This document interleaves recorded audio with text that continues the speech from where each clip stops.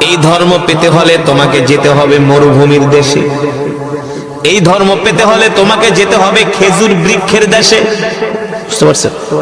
এই ধর্ম পেতে হলে তোমাকে যেতে হবে পাহাড়ের দেশে। খেজুর বৃক্ষের দেশ কোথায়? মক্কা। কোথায়?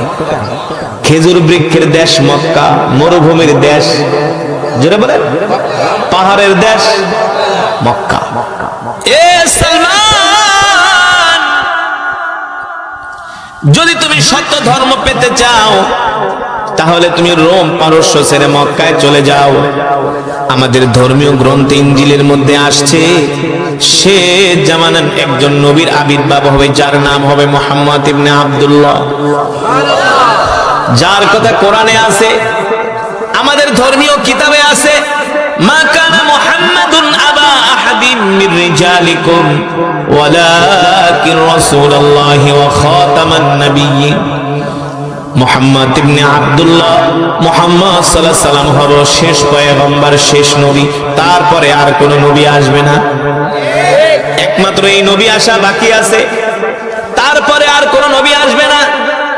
আর ওই নবীর উপরে যেই কিতাব নাজিল হয়েছে তার নাম হলো কোরআন, তার নাম হলো, জোরে বলেন।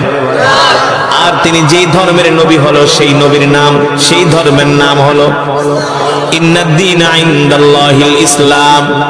আল্লাহ তাআলার কাছে মনোনীত ধর্ম হলো ইসলাম।